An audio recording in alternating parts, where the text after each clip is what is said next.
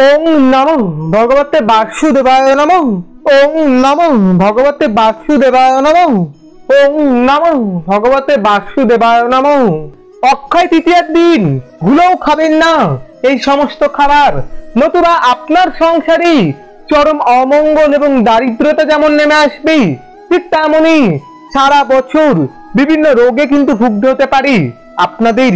নমস্কার দর্শক বন্ধুরা, প্রত্যেককে জানাচ্ছি আমাদের এই পৌরাণিক ইউটিউব চ্যানেলের পক্ষ থেকেই সুস্বাগতম।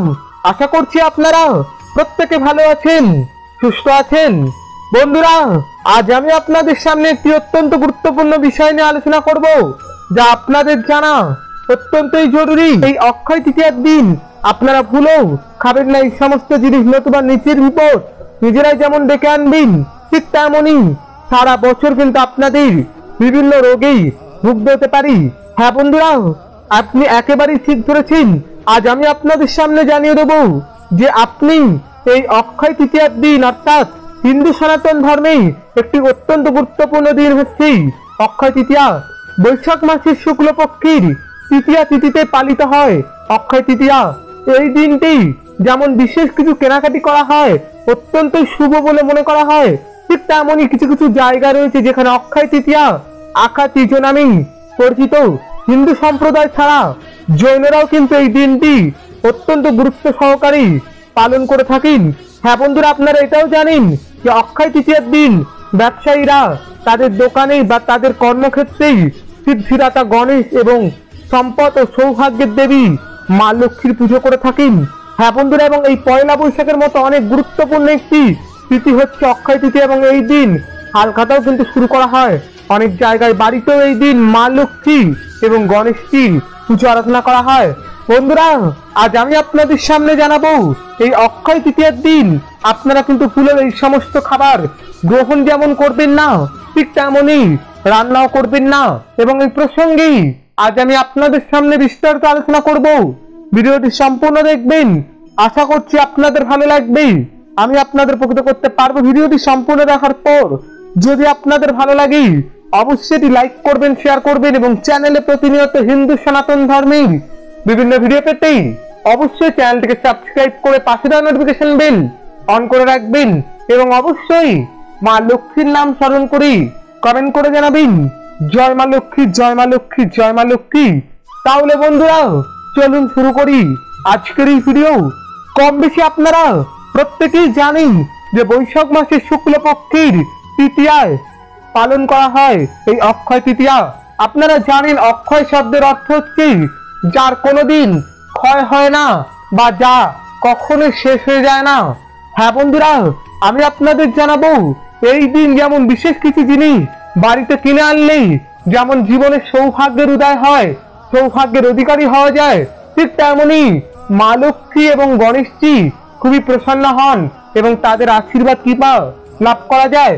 ঠিক তেমনই বিপরীত দিকে বলা হচ্ছে আপনি এমন একটি পবিত্র শুভ দিনে ভুলেও এই সমস্ত খাবার গ্রহণ করবেন না।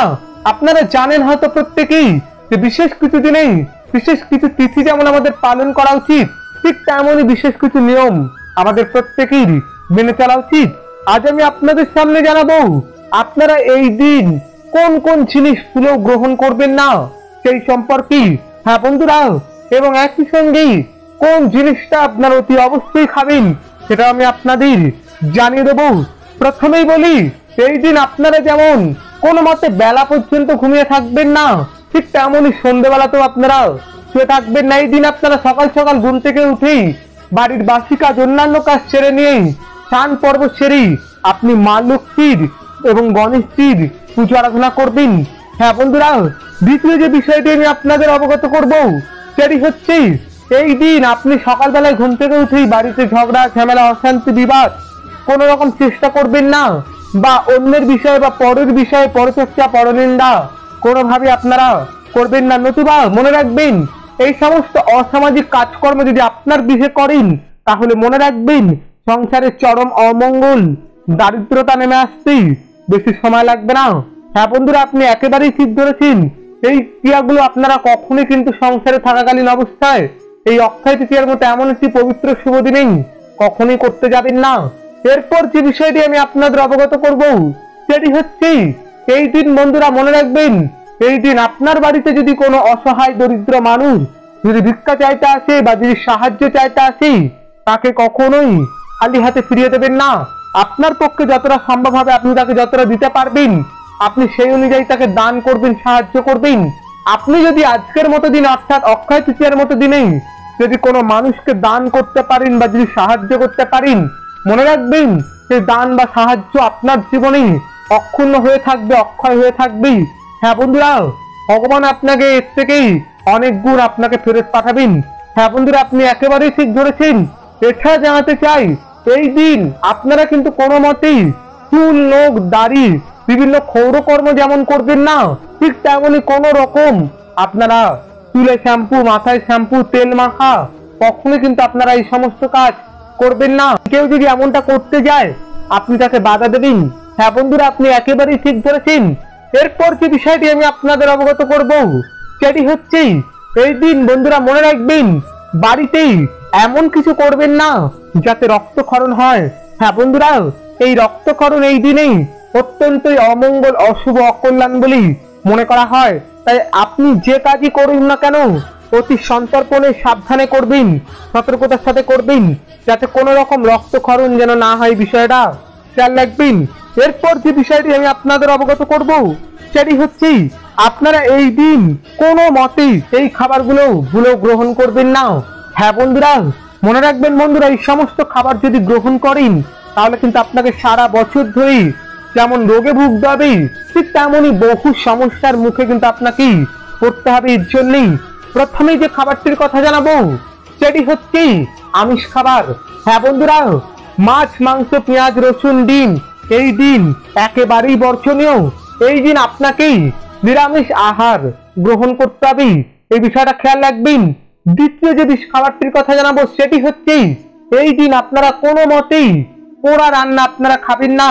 অনেকেই আছেন পটল পোড়া, বেগুন পোড়া, টমেটো পোড়া এই সমস্ত খাবার খেতে ভালোবাসেন। অনেক সময় এটা হয় রান্না করতে গিয়ে রান্না পুড়ে যায়।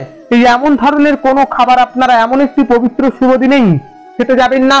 হ্যাঁ বন্ধুরা, তৃতীয় যে খাবারটির কথা জানাবো সেটি হচ্ছে, এই দিন আপনারা কোনোভাবেই বাসি রান্না বা বাসি খাবার ভুলেও মুখে তুলবেন না। আপনারা এই দিন যতটুকু খাবেন, যেটুকু খাবেন পুরোটাই টাটকা শুদ্ধ খাবার খাবেন।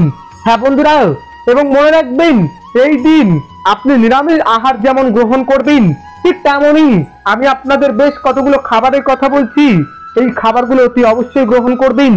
যেমন উচ্ছে, নোটে শাক, আমডাল, এবং একই সঙ্গে মনে রাখবেন বন্ধুরা, এই দিন করলা কিন্তু খেতেই আপনারা কোনো মতেই ভুলবেন না। যে খাবারগুলোর কথা আমি আপনাদের জানালাম, এই প্রত্যেকটা খাবার যদি যে কোনো একটি হলে যদি আপনি এই দিন গ্রহণ করতে পারেন, তাহলে আপনি যেমন সারা বছর সুস্থ নিরোগ থাকবেন, এবং অক্ষয় তৃতীয়ার দিন যে নিয়মগুলির কথা আমি আপনাদের জানালাম এগুলো যদি আপনি মেনে চলতে পারেন, তাহলে মা লক্ষ্মী এবং গণেশজির বিশেষ আশীর্বাদ কৃপা আপনি খুব সহজেই লাভ করতে পারবেন। হ্যাঁ বন্ধুরা, এবং আরো জানাতে চাই আপনাদের উদ্দেশ্যে, আপনারা এই দিন কোনো মতেই তুলসী গাছের পাতা আপনারা ছিঁড়বেন না। হ্যাঁ বন্ধুরা, মনে রাখবেন, আপনি এই দিন তুলসী গাছের জল অর্পণ করতে পারেন, কিন্তু কোনো মতেই আপনার তুলসী গাছের পাতা ছিঁড়বেন না। এছাড়া জানাতে চাই, এই দিন আপনি কিন্তু আপনার বাড়িতেই কোনোভাবে কোনো গাছ আপনারা কিন্তু কাটবেন না, বা কোনো প্রাণীর আঘাত বা হত্যা করার চেষ্টা করবেন না। যদি আপনি এমনটা করেন তাহলে এর ফল কিন্তু সারা বছর ধরেই আপনাকে ভোগ করতেই হবে, বিষয়টা খেয়াল রাখবেন। এবং মনে রাখবেন, এই দিন আপনি যতটা পারবেন মৌন থাকার চেষ্টা করবেন। মনে রাখবেন, আপনি এই দিন যা যা করবেন তা কিন্তু আপনার জীবনেই অক্ষয় অক্ষুণ্ণ হয়ে থাকবেই। হ্যাঁ বন্ধুরা, যদি আপনি কোনো অসামাজিক বা যদি কোনো খারাপ কাজ করেন, সেই খারাপ কাজের ফল কিন্তু আপনাকে সারা বছর ধরেই, সারা জীবন ধরেই ভোগ করতেই হবে। তাই কোনো মানুষকে মনে প্রাণে যেমন আঘাত দেবেন না, এবং এমন কোনো কাজ করবেন না যা আপনার জীবনের বিপদকে ডেকে আনে। এই বিষয়গুলো প্রত্যেকটা খেয়াল রাখবেন, তো নিশ্চিত ভগবান আপনার মঙ্গল করবেনই করবেন। বন্ধুরা, এই ছিল আমাদের আজকের ভিডিওটি আপনাদের কেমন লাগলো অবশ্যই কমেন্ট করে জানাবেন। আর যদি ভালো লাগে এবং আগামী দিনে যদি এমন সব ভিডিও পেতে চান তাহলে অবশ্যই চ্যানেলটিকে সাবস্ক্রাইব করে পাশে থাকা নোটিফিকেশন বেল অন করে রাখবেন, এবং অবশ্যই লাইক করবেন, শেয়ার করবেন। আজকের মতো বিদায়।